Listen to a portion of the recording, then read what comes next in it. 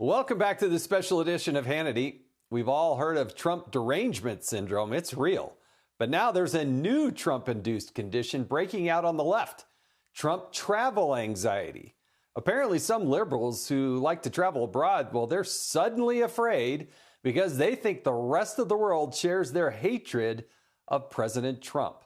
For example, one friend group from California, profiled in the New York Times, recently took a trip to Mexico City, but only spoke to each other in French to avoid being identified as Americans.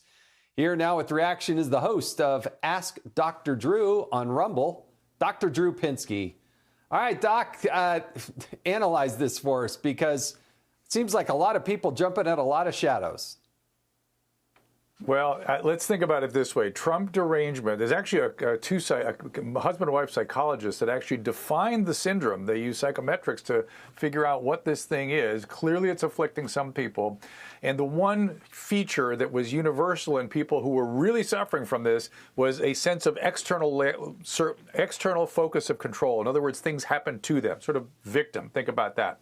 And also associated with that is kind of a narcissism. And if you have a narcissistic personality trait, you're going to believe that the world is thinking about you. So your hatred, your panic, your psychotic feelings about President Trump are going to be projected out to the world. The reality is the rest of the world, first of all, mostly already hates us when we travel. They're not super happy with American travelers. And secondarily, at most, whatever I've encountered has been sort of confusion. If they have questions, they're sort of confused. What's going on? It seems like a lot. But there's not hatred. Yeah, it depends where in the world you go, because a lot of places you go in the world, they love America. I mean, they can't get enough of America. For sure. You know, there's places that maybe a lot of people don't go to Lithuania, but they can't survive without us. You go to Romania, they love us. And quite frankly, I've been to Mexico since Donald Trump was elected. I didn't have any problem. Nobody gave us any hard time at all. But I do think that you're onto something, that people get externally worried. And it's interesting that you say about the narcissism, oh, they're all thinking about they know what my thoughts are. But what is it that Donald Trump is provoking that maybe other presidents or political figures haven't done? Yeah, it's hard to say exactly what the features are that he maintains that really triggers this thing. But somehow he pushes right on that button. And it fundamentally underneath this, or let's put it this way, another way of sort of conceptualizing this is yet another mass formation or mass formation psychosis. About 20% of people really become hypnotized by the press. They become hypnotized by their social echo chambers, and they can be persuaded very quickly, that 20%, that they're in danger, they can be hysterical, they can be delusional, and to the extent that Trump derangement syndrome affects functioning, and I would dare say that having trouble traveling is beginning to affect functioning, then it becomes a real disorder. Now, what's underlying it, I would actually say that Trump derangement is sort of a symptom of other disorders, it's a feature of other disorders, although, as I said, these two psychologists have characterized it as a real syndrome. It is not in the DSM-5, and I know Minnesota is attempting to legislate it as a syndrome. That will not increase the probability that it will show up on a diagnostic manual. But isn't there an easy remedy for these people? If it scares you to go travel abroad because you're afraid of Donald Trump, maybe you could go travel to some other place, maybe in the United States, or just not travel. Isn't that the easiest remedy? No, it's not the remedy. Guess what? Because what we know, contrary to the way we've sort of directed our youth in the last 10 years, the way to develop mental health and resiliency, particularly around obsessive thoughts and anxiety, is exposure.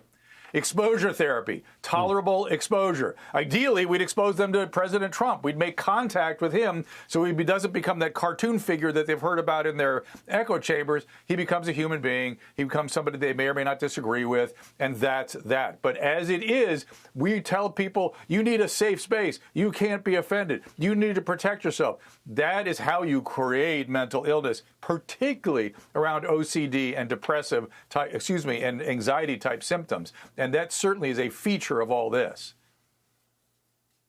Yeah, you know, there's some families, they just can't get together at Thanksgiving because it instantly devolves to talking about politics.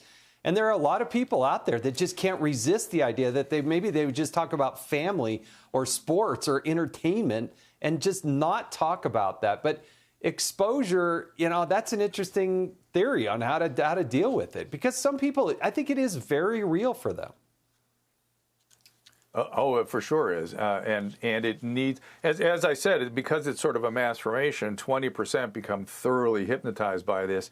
About 10% are outside going, what is these people? What is going on here? This doesn't feel right. Much the same way as COVID went. And then about a 70% really doesn't care that much. They just want to get on with their life. They want, as people are often saying these days, they want the economy to grow, they want jobs, they want to take care of their family. That's the vast majority of Americans. And those people are not the ones staying away from their family dinner tables. It's that 20% that is hypnotized that makes all the trouble. Well, it's that small percentage that wants to throw a Molotov cocktail at a Tesla that scares me. And I don't know, you may have some deep-seated thoughts on how to deal with that, but law enforcement and incarceration may be a good remedy as well. That's just my personal take on it. Last thought to you, real I would quickly. just say we just don't bring consequences down enough. That is what helps people contain their behaviors when their behaviors are destructive and irrational. Dr. Drew Pinsky, you're the best. Appreciate you joining us tonight. Really do appreciate it. Hey, Sean Hannity here. Hey, click here to subscribe to Fox News YouTube page and catch our hottest interviews and most compelling analysis. You will not get it anywhere else.